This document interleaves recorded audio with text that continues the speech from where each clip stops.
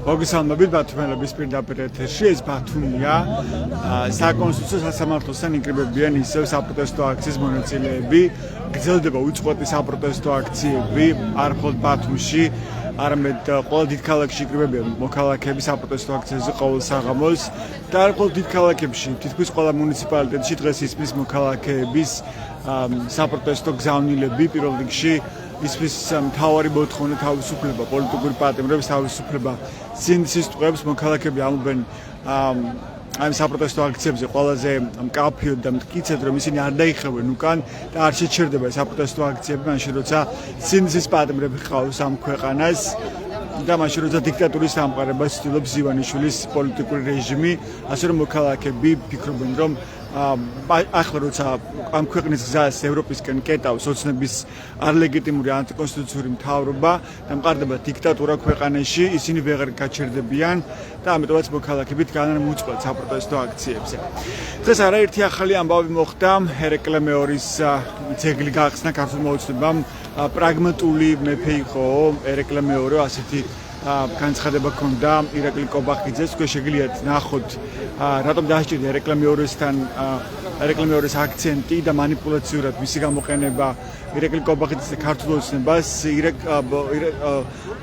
ბექა კობახიძესთან ინტერვიუში ბათუმელების ოფლით შეგიძლიათ ნახოთ ეს ინტერვიუ ასევე დღეს იყო გაეროს ამბები მიხეილ ყავალაშვილის გამოსვლა და გერმანიის ელჩი რომელიც განსაკუთრებით ამოიღო მიზანში ქართული ოცნების არალეგიტიმურმა მთავრობამ და არალეგიტიმური საგარეო საქმეთა სამინისტრომ დაიბარა გერმანიის ელჩი საქართველოში პეტერ ფიშერი ის დღეს იმყოფებოდა საგარეო საქმეთა სამინისტროში მოკლედ ამ ამბებზე მინდა გავესაუბრო ახლა ბათუმის პროევროპული საპროტესტო აქციის მონაწილეებს მოდი მერაბ ჩიხაძით დავიწყოთ ბოდიში საღამოშიდობისა მერაბ ბოდიში გაწყობდეთ მაგრამ პირდაპირ ეთერში ვართ თქვენ ხართ მეზღვაური ბათუმიდან და არაერთხელ იდექით ამ საპროტესტო აქციაზე მაშინ როცა ზამთარში დაიწყო საპროტესტო აქციები შემდეგ წახვედით რეისში ასე ვთქვათ და როცა დაბრუნდით რამდენიმე თვის შემდეგ ისევ მოხვედით აი აქ საპროტესტო აქციაზე ხო რა იყო ეხლა მოტივი თქვენ შემთხვევაში რომ ისევ გამოსულიყავით ამ პაუზის შემდეგ ამ აქციაზე მეგონი გამარჯობათ მესალმებით მასწავლებელს როიქში ვიტყვი იმას რომ არაფერი უკეთესობისკენ იმ 6 თვის განმავლობაში როდესაც მე სხვაში ვიმყოფებოდი ქვეყანაში არ შეცვლილა პირიქით მოგვემატა პოლიტპატიმრები დაკავებულთ არის ქვეყნის ევროპული ინტეგრაციის გზა უფრო და უფრო გაქრა და მგონი ეს გზა თუ არსებობდა იმის ნიშანწყალიც და ნაკვალევიც კი აღარ ჩანს და ახლა ხავდით ისე გემიდან თვალის დევნებას ამ საპროტესტო აქციებზე რა ხდებოდა ან ქვეყანაში გაწყვეტილების მიღებაზე ამ სიახლეებს ეცნობოდი? რა თქმა უნდა, ყოველდღიურ რეჟიმში აქაურის ცხოვრებით ცხოვრობდი, ერთ სულ უნდა გასტაუბრებოდი, როდის ჩავერთვებოდი, როგორც კი დაუბრუნდი, მადლობა გადავხადე თითოეულ აქტუალს ადამიანს, იმიტომ რომ ეს ხალხი ჩვენი ღირსების სადარაგოზე დგას, მე ასე მგონია. ჩვენ ქალაქში ყავს პოლიტიკური პატიმრები, მზია, ზვიადი ცეცხლაძე თბილისში უამრავი და უამრავი პატიმარია და მინიმუმ ჩვენი პოლიტპატიმრების გამო არ გვაქვს მორალური უფლება რომ უბრალოდ სახში ვიჯდეთ. რა შეძლო ისე ამ პროევროპულმა საპროტესტო აქციებმა თქვენ დაკვირვებით? ჩემი აზრით რაღაც შედეგი გამოიღო, შეიძლება იმ მასშტაბის არ არის მოლოდინის ხონდა, მაგრამ აი მაგალითად დღეს წავიკითხე ერთი სტატია რომ საგარეო მინისტრების სამიტი ყოფილა, სადაც საქართველოს საგარეო საქმეთა მინისტრი არ მიიწვიეს და რაც ეჩვიეს და ჩვენ საგარეო მინისტრს სამაგეროთ არლეგიტიმურმა საგარეო საქმეთა სამინისტრომ დაიბარა პეტერ ფიშერი გერმანიის ელჩი საქართველოში და ანუ ფაქტია რომ ლეგიტიმაცია ამ ხელისუფლებას არ გააჩნია საერთაშორისო ასპარეზზე და ისინი ამის გამო ძალიან დარდობენ და მაქსიმალურად ცდილობენ რომ ის ტერორი დაჭერები და ასე შემდეგ გაზარდო რათა ჩაახშონ პროტესტის ხმა, მაგრამ დარწმუნებული ვარ რომ ამით პროტესტი არ გაჩერდება, იმიტომ რომ 300 დღეზე მეტია 301 დღე გრძელდება და არსებობენ ადამიანები რომლებიც ხდებიან რა რამდენად მნიშვნელოვანია აქ. თქვენ როგორ ფიქრობთ ის ამ პერიოდში ახერხებს ივანიშვილის რეჟიმი რომ დაამყაროს დიქტატურა, იმიტომ რომ ის უკან არიხებს, არაფერს არ თმობს, მის ხელშია ძალაუფლება, იღებს ამ რეპრესიული ტიპის კანონებს, აპატიმრებს რაც შეიძლება მეტ ადამიანს უფრო და უფრო აბსურდული მიზეზებით, თქვა ელენე ხოშტარია ხარის პატიმრობაში იმის გამო რომ მან ბანერზე გააკეთა წარწერა რუსული რეჟიმი, ან ასევე ხაბეიშვილი, ხო ლევან ხაბეიშვილი დაკავებულია იმის გამო რომ მან საჯაროდ გააკეთა გარკვეული მოწოდებები და საჯარო განცხადებების გამოა კაცი პრინციპში პატიმრობაში. ხო რომ არაფერი თქვა ზიამაღლობაზე რომ 2 წელი თავისუფლების აკვეთა მიუსაჯეს სილის გაწვნის გამო. ანუ აჯარიმებენ ადამიანებს ძალიან მაღალი ჯარიმებით და ფინანსური წნეხიც არსებობს, კანონები ცდილობენ რომ მაქსიმალურად ჩაახშონ პროტესტი. თქვენ როგორ ფიქრობთ, როგორც ერთი მოქალაქე, ძლიერდება ეს რეჟიმი, ივანიშვილის რეჟიმი თუ პირიქით სუსტდება? ნუ ვფიქრობ რომ ეს ყველაფერი მაინც უპროპორციულია ის ქვეყანაში შიდა დიქტატურას აძლიერებს რეჟიმი ან რეჟიმის წნეხი ადამიანების მიმართ უფრო ძლიერია, მაგრამ ასევე ეს წნეხი აშიშვლებს მას საერთაშორისო ასპარეზზე ხედავენ რომ ადამიანი პოლიტიკურ პლაკატზე გაკეთებულ წარწერის გამო, მონასტერი გაკეთებული წარწერის გამო პოლიტიკურ ოპონენტს იჭერს და ციხეში აჯანს, ხო ეს არ არის ნორმალური, თუნდაც მზია საქმე, ხო სიგიჟეა, ხო ანუ როდესაც სანგო ლაბარაკებიან რაღაცას შეადარის, ხო ანუ ევროპელ პოლიციას და ფრანგ პოლიციას და გერმანელ პოლიციას ესე რომ ხნა ის ამას მიზანებად ამიფენს. რეალობა სხვა, ხო ანუ პოლიციას კი არა პრეზიდენტს, ხო ანუ მე არ მქონდა სიუჟეტი რანაკლი და შემდეგ კენწოხოსნაკე მაკრონს ერთ-ერთზე სილა გააწმა კაცმა აქტივისტმა, რომელიც შემდეგ თელი სასამართლო პროცესი ძირს მაკრონიზმი ყვიროდა და 4 თვე შეუფარდეს თლიანობაში თავისუფლების აღკვეთა. 2 წლიანი პატიმრობა მიუსაჯეს და გარდა მაგისა ანუ ამით კიდევ თითქოს საკუთარ მხარდამჭერებში ისეთ განსთა გააშენეს, რომ აი რახუმანურები არიან 4 წლის მაგრამ 2 წლიანი პატიმრობით თან ეხებოდა საქმე პოლიციას, რომელიც არასრულებდა თავის რაღაც კონკრეტულ პოლიციურ ფუნქციას, და ეს საქმე ეხებოდა საფრანგეთის პრეზიდენტს, რომელსაც ხელი დაარტყა, თან კაცმა დაარტყა. თავის დროზე ასეთი რამ პოლიციელი ღირსების გარეშე არის ბანდიტია და ჩემი აზრით გებლიაძე არის ბანდიტი და ის ოპოზიციის ფორმა ეცება თუ ღვთის ფორმა ეცება, იმას სულიერ პირადად გადააქციოს, როგორც ვერ იქნება პოლიციელი ირგვლივ და ასე შემდეგ. ეხლა რა იჭირდება ამ პროტესტს, ამ წინააღმდეგობას, თქვენი აზრით, რომ ის გახდეს წარმატებული და აიძულოს ივანიშვილი, რომ იმან უკან დაიხიოს. ხალხის გამოფხიზლება ჭირდება ჯამაა. მე გემზე და ამ ვფიქრობდი ამ პროტესტზე და ამ ამბებზე და ერთი მარტივი ამბავი აღმოაჩინე რა, მე ჩემი ხალიშვილი ეხლა 1 ოქტომბერს გახდება წლის და 7 თვის. და მე აღმოაჩინე რომ ანუ ჯამში გამოდის 19 თვის და მე 19 თვიდან ჩემ ხალიშვილთან გატარებული მაქვს 7 თვე. ანუ 12 თვე მე ვიყავი ზღვაში. და იმ 12 თვიდანაც, ანუ იმ 7 თვიდანაც, ხო, ანუ წინა 5 თვე, ანუ 7 თვიდან 5 თვე აქციები იყო რა.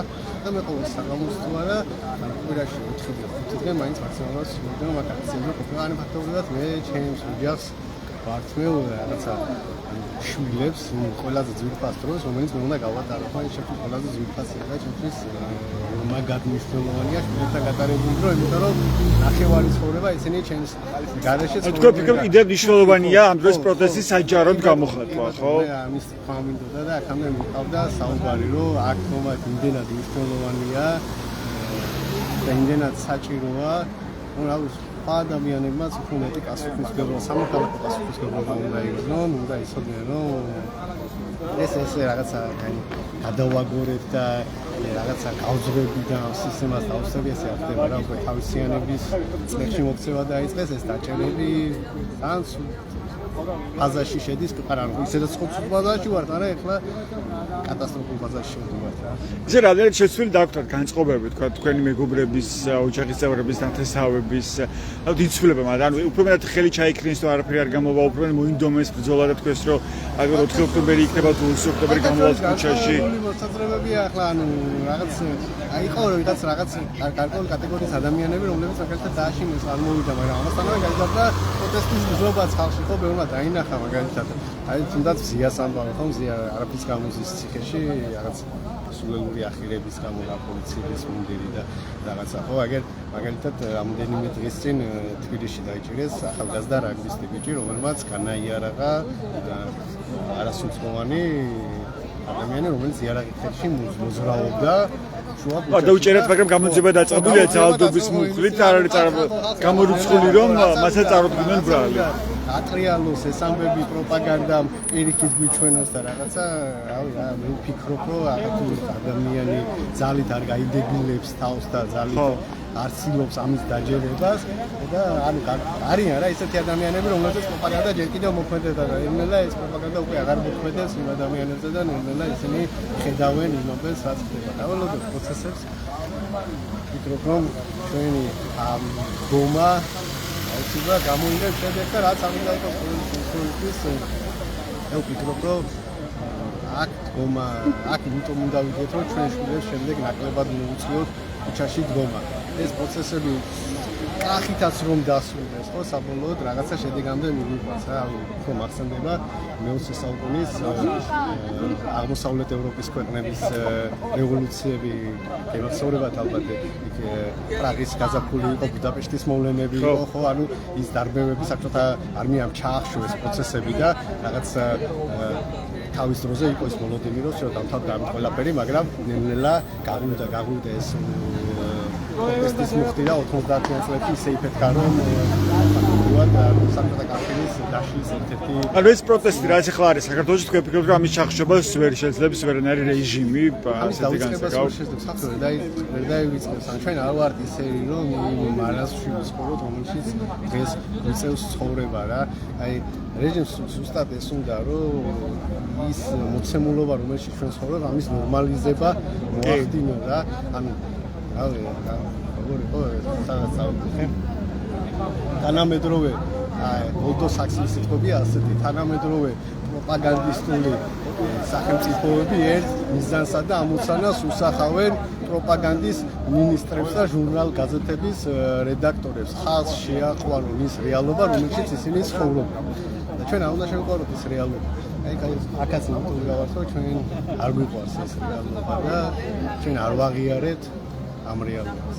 დიდი მადლობა. მესმერაბ ჯიხაძე იყო, ერთ-ერთი აქტიური მოქალაქე და პროევროპული აქციის მონაწილე ბათუმის საპროტესტო აქციებიდან. ეს 301 დღეა, რაც ბათუმში მოგესალმებით, ბატონო ზურაბ. ეს ზურაბ ჭავჭანიძეა, ერთ-ერთი მედროშე ბათუმის აქციიდან, რომელიც ყველა აქციაზე ჩდება სამი დროშით, საქართველოს ისტორიული დროშით, ევროკავშირის დროშით და დღევანდელი დროშით. ბატონო ზურაბ, რა შეგიძლიათ გითხრათ ახალი? თქვენ რამოდენი გაქვთ მაგალითად 4 ოქტომბერთან დაკავშირებით და რა არის საჭირო ამ 4 ოქტომბერს ან რა სჭირდება ახლა წინააღმდეგობას რომ დავახევინოთ თუ უკან ივანიშვილის რეჟიმს? ძალიან მარტივად, ძალიან არასწორი აზროვნებას მივხვებით, იმიტომ რომ ყველამ უნდა გავითავისოთ ერთი რამე. საქართველოში მომხდარია სახელმწიფო გადატრიალება. მოსკოვში დაწერილი სცენარის მიხედვით სახელწოდებით არჩევნებით სათავეში მოიყვანენ ბანდფორმირება, ყაჩაღების ბანდფორმირება და ამის მერე ნებისმიერი მათი საქციელი ეს არის რიტორიკული კითხვა რა. მაგრამ ჩვენ შეიძლება რომ გავაკეთოთ იმიტომ რომ მათ მიტაცებული აქვს ძალაუფლება, ხო? ისინი რჩებიან ხელისუფლებაში. ახლა 87 წლიდან პროტესტში ვარ და სულ ყველა ხელისუფლებას ვებრძოდი. მე მახსოვს ცივი ომი რომ მიმდინარეობდა ცივილიზებული ქვეყნებთან საბჭოთა კავშირის დროს და მაშინ ყველაზე დიდი ტვინები და ეკონომიკა და ყველაფერი მუშაობდა სამხედრო დოქტრინაზე და რა ქვია ყველაფერი საუკეთესო მიდიოდა სამხედროში მაგრამ დამალული რაც იყო და დაფარული რაც იყო აი 10-ჯერ მეტი ტვინები 10-ჯერ მეტი სახსრები მიდიოდა გენური ინჟინერიაზე ადამიანის ტვინზე ზემოქმედებაზე და იმიტომ იყო რომ საბჭოთა კავშირში აი ნებისმიერი ადამიანი იყო საბჭოთა მოქალაქე ყველა აბსოლუტურად რანაირი მოწინააღმდეგეც არ უნდა ყოფილიყო. იყო ჩვეულებრივი ჰომო სოვიეტიკუსი რა და ის ტექნოლოგიები რომელითაც ადამიანებს ტვინში აი უბრალო მაგალითი ახლა სტომატოლოგთან რომ მივდივარ რომ ხპიქრო ვიყუჩებენ აი იმხელა მთელი იმას ოპერაციებს ატარებდნენ გაყუჩებული გაქვს იმ მომენტში ზუსტად მასე აყუჩებენ ტვინსაც და მაგაზე მოქმედებენ პირდაპირ გამოვავლინენ ის რა ქვია ჰიპნოზიორები და ექსპერიმენტებს ატარებდნენ ხალხზე და ზუსტად მასია დღესაც ახლა აბსოლუტურად ყოველი ადამიანზე არის ტვინზე ზემოქმედება უნდა გამოვიყვანოთ ამ ჰიპნოტური ძილიდან ეს ადამიანები იმიტომ რომ ნებისმიერი ადამიანისთვის დღეს ხო აი მე თუ კარგად ვარ ჩემს ირგვლივ ყველა ჩემი ახლობლები კარგად თუა მაშინ ყველაფერი რიგზია ესე იგი ყველა ამას ფიქრობს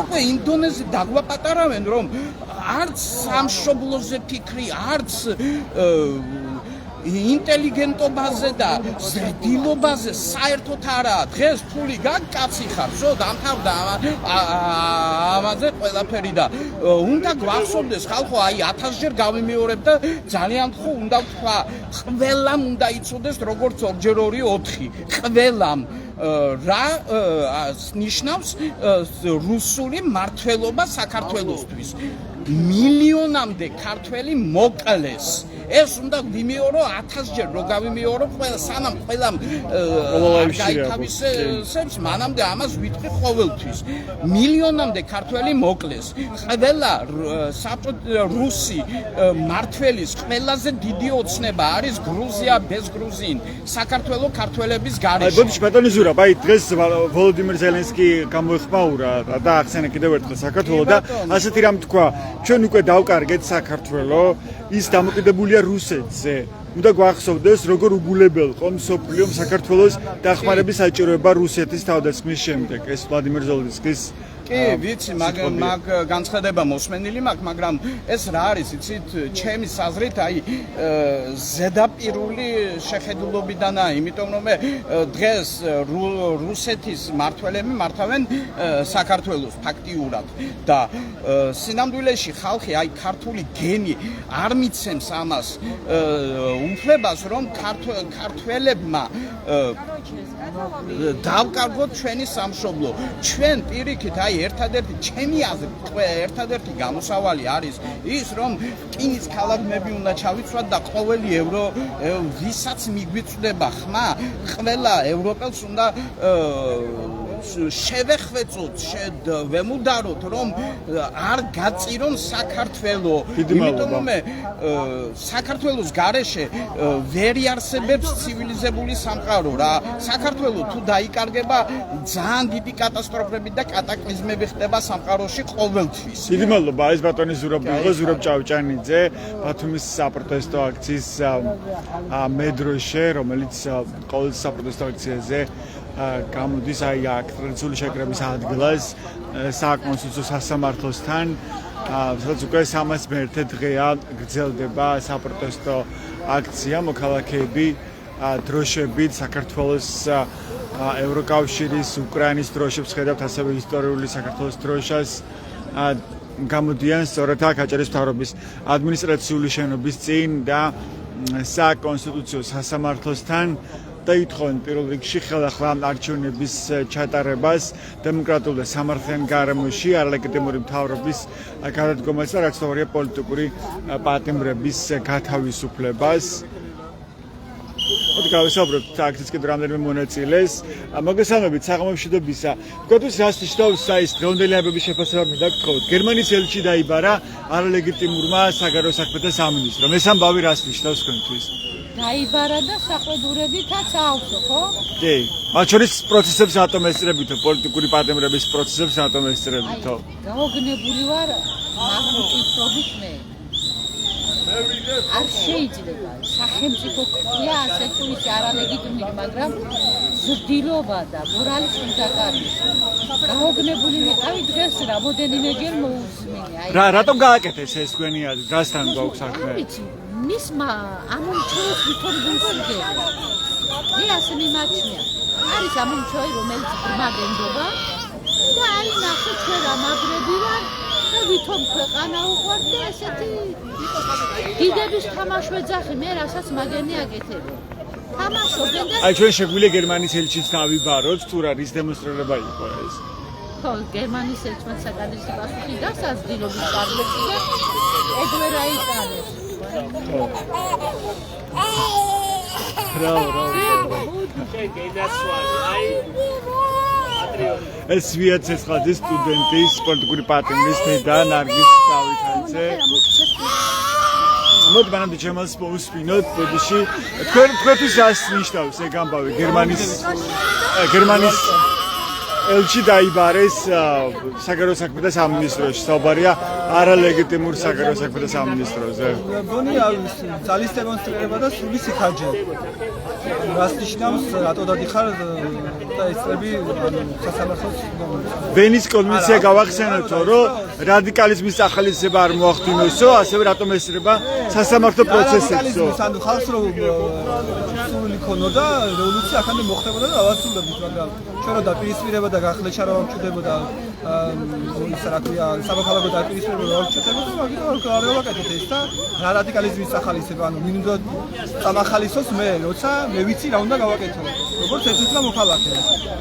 ანუ სრული აბსურდი და სიცოცხლე და ანუ სირცხვილია ეს ქვეყნისთვის, მათთვის თავის მოჭრა, ასევე რა სიხაჯეა რომ იბარებ ქვეყნის ელჩს. ესე რომ დაიბარონ და რაღაცა ეხა ყურზე მოკაჩონ საქართველოს ელჩი მოიწონებათ მათ? მოსაწონი. ისე რატომ ამოიღო რაღაც განსაკუთრებულად ფოკუსში ან მიზანში ქართული ოცნების არალეგიტიმურ მთავრობამ გერმანია, ეთქვათ შალო პაპუაშვილი, არალეგიტიმური და ანტიკონსტიტუციური პარლამენტის თავმჯდომარე, ძალიან ხშირად ეხმაურება პეტერ ფიშერის განცხადებებს, ან ცდილობს მის დემონიზებას, ან შეურაცხყოფას აყენებს. დემონიზებას ცდილობს, იმიტომ რომ ერთ-ერთი მთავარი აქტორი ევროკავშირში არის გერმანია, შემდეგ არის საფრანგეთი და ასე სხვა ქვეყნები. ამიტომ რა ვიცი, არა წყობს რა, ანუ არც მოწონდა ხელისუფლება და მათი პოზიციის გამო როგორი მთავრობაც მოვიდა ახლა ხელისუფლებაში გერმანიაში და ამიტომ წყავთ ამონებული ალბათ გერმანია. დიდი მადლობა. ან ბათუმში რაც მოხდა იმაზე იმის არის რაღაც კავშირში შეიძლება. არ ვიცი. დიდი მადლობა. ეს ჯემალ კახიძე იყო პროევროპული აქციის ერთ მონაწილე. ახლა კი ემზადებიან პროევროპული აქციის მონაწილეები გადაიღონ სამახსოვრო ფოტო, ესეც ერთგვარ ტრადიციად იქციან პროევროპულ საპროტესტო აქციებზე, როცა აქციის მონაწილეები ყოველ საღამოს შეკრების დროს იღებენ სამახსოვრო ფოტოს. დღეს 301 დღეა, როცა იმართება პროევროპული საპროტესტო აქცია ბათუმში და აი ამ აქციის მონაწილეები საკონსტიტუციო სასამართლოსთან იღებენ სამახსოვრო ფოტოს.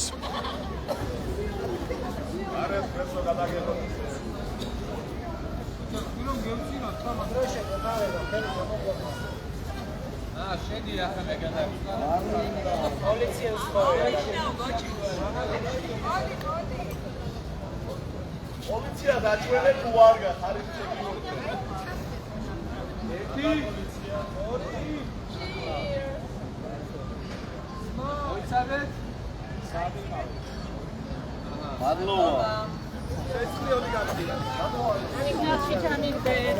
მოგესალმებით, მოდი გაგვიზიარეთ თქვენი ემოცია, როგორი შეგრძნება ესეთი ფოტოს გადაღება, უკვე ტრადიციად იქცა ფოტოების გადაღება. ხო.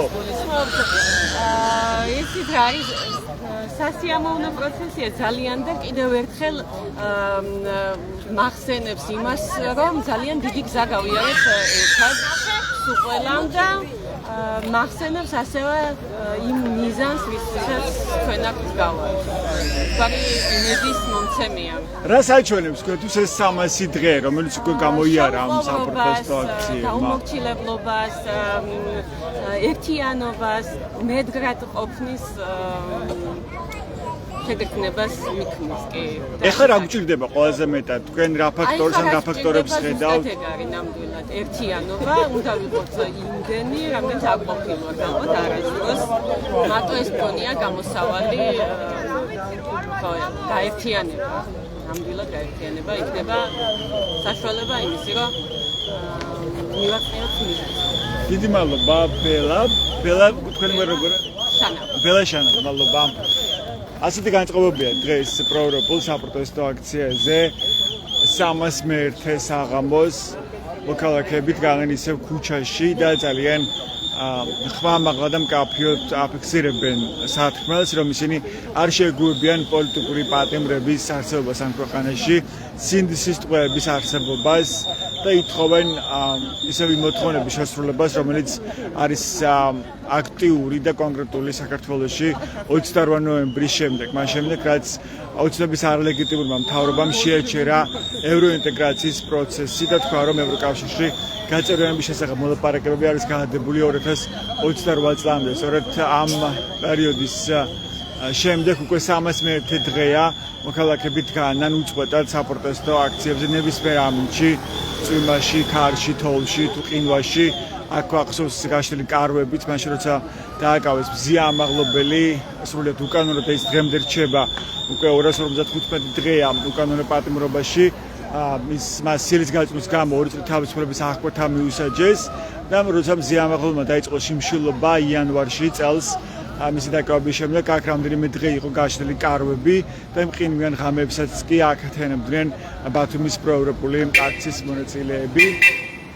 ასე რომ ეს აქციები არის უწყვეტი, ვიდრე არ შესრულდება მოქალაქეების მოთხოვნა, პრინციპში ის მოთხოვნა, რაც წერია ჩვენს კონსტიტუციაში, რომ ყველაფერი უნდა გაკეთებოდეს ევროინტეგრაციისთვის და არა ევროინტეგრაციის შეწყვეტისკენ, როგორც ამას აკეთებს ქართული ოცნება და ყველა გზას კეტავს ევროპისკენ და აქტიური ფორმებით ცდილობს ყველანაირი ფორმებით უпростоრად ცდილობს, რომ დაამკვიდროს დიქტატურა ქვეყანაში და ჩაახშოს კრიტიკა, ჩაახშოს პროტესტი. მოდი აქციის კიდევ ერთ მონაწილეს გავესაუბროთ. მოგესალმებით, მინდა რომ გაგესაუბროთ. დღევანდელ ამბებზე მინდა გითხრათ. გერმანიის ელჩი რო დაიბარეს დღეს არლეგიტიმურ საგარეო საქმეთა სამინისტრო, ეს რას საჩვენებს ქვეყნის, რას ნიშნავს ქვეყნის ეგ ამბავი? მოგესალმებით, რომ არ მოგატყოთ არავა დეტალებში კარგად ჩახედული, იმიტომ რომ ვერ გავეცანი ინფორმაცია საფრანგეთს, მაგრამ დაიბარეს პეტერ ფიშერი, გერმანიის ელჩი საქართველოში, საგარეო საქმეთა სამინისტრომ და მოსთხოვის პასუხი, თუ რატომ ესწრება მაგალითად პეტერ ფიშერი პოლიტიკური პატიმრების სასამართლო პროცესებს. არ ვიცი, ალბათ ეს რუსული ოცნების მორიგი რაღაც ატრიუტისთვის სამზადისი იქნება, ვერ გეტყვი კარგად. ისედაც ჩვენ განებიურებულნი ვართ მაგან არაადეკვატურ ქცევებს, ყოველ ჯერზე როცა რაღაცა სისულელე ხდება ჩვენს ქვეყანაში, სულ მგონია რომ აი ამაზე ვარ ეს რაღაცა უნდა მოხდეს, მაგრამ არ არის ლაპარაკობს კერძ შემოთ არიან ხოლმე ესეთი ამერიკელი არის ქვეყანაში. თან 6 მილიარდი დოლარი შემოდის უკითხავად, თან უცებ ქართლები ჩდება სადღაც სფერებში, მაგრამ ჩვენი პატრიოტული ხელისუფლება ფასტებს აქტივისტებსა და დემონსტრანტებს, რომ რაღაცათი დაგვაზარაონ ან შეგვაშინონ და ასე შემდეგ.